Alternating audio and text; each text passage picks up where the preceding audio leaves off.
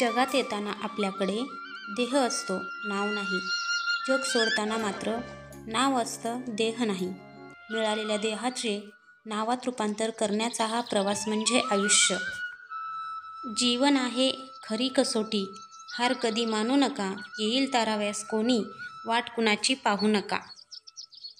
जीवनात सर्व काही मिळवता येतं, पण वेळ पुन्हा मिळत नाही. त्यामुळे दररोज होणारी सकाळ हा कोणताही साधा दिवस नसतो.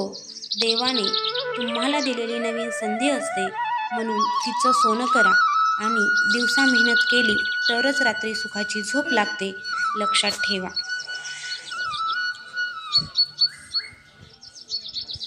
गुड मॉर्निंग सर्वांना, शुभ प्रभात.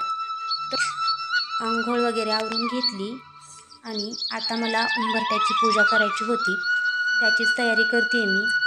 तर उंबरठ्याची पूजा करण्यासाठी अगोदर मी सगळीकडे पाण्याचा आपण कसा सडा मारतो बाहेर, तसं उंबरठ्यावरती थोडंसं पाणी शिंपडून घेत असते आणि नंतर कपड्याने स्वच्छ पुसून घेत असते.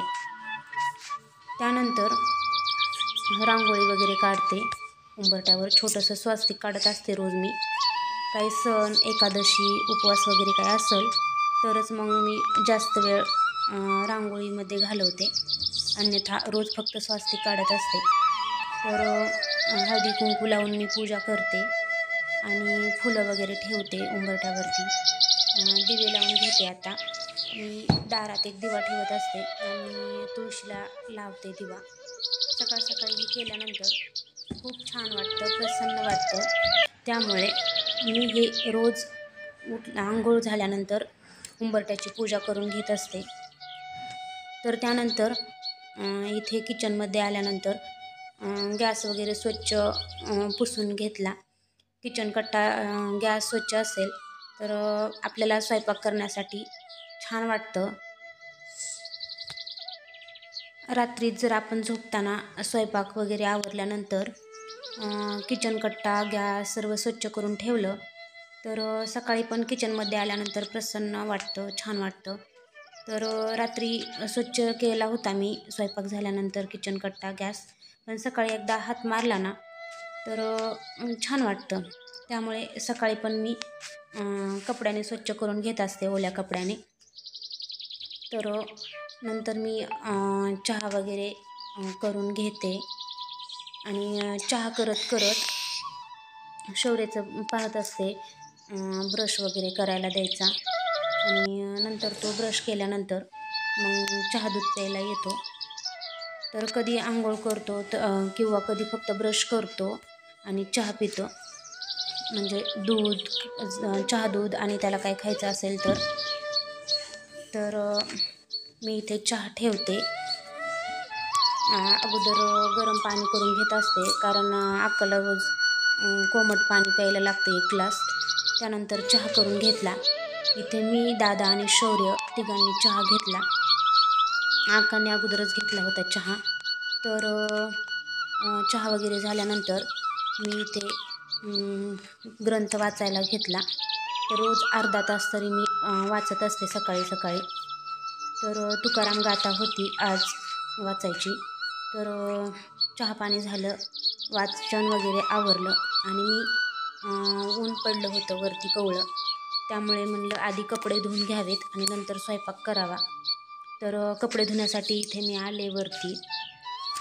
तर आम्ही वरती टेरेसवरती कपडे धुण्यासाठी खूप छान कट्टा वगैरे बनवलेला आहे. वरती पाण्याचा नळ वगैरे आहे. तर खूप जागा आहे कपडे धुण्यासाठी छान. तर दसऱ्यात वगैरे कपडे धुण्यासाठी या कट्ट्यावरती खूप सोयीस्कर होतं. थंडीच्या दिवसात थोडंसं ऊन आल्यानंतरच कपडे धुवायला जात असते मी, कारण पाणी खूप थंड असतं.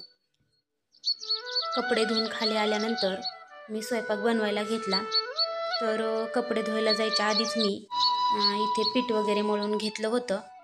तर कपडे धुवून येईपर्यंत अर्ध्या तासात चांगलं पीठ भिजतं आणि त्यामुळे चपात्याही म्हणजे मऊ वगैरे येतात.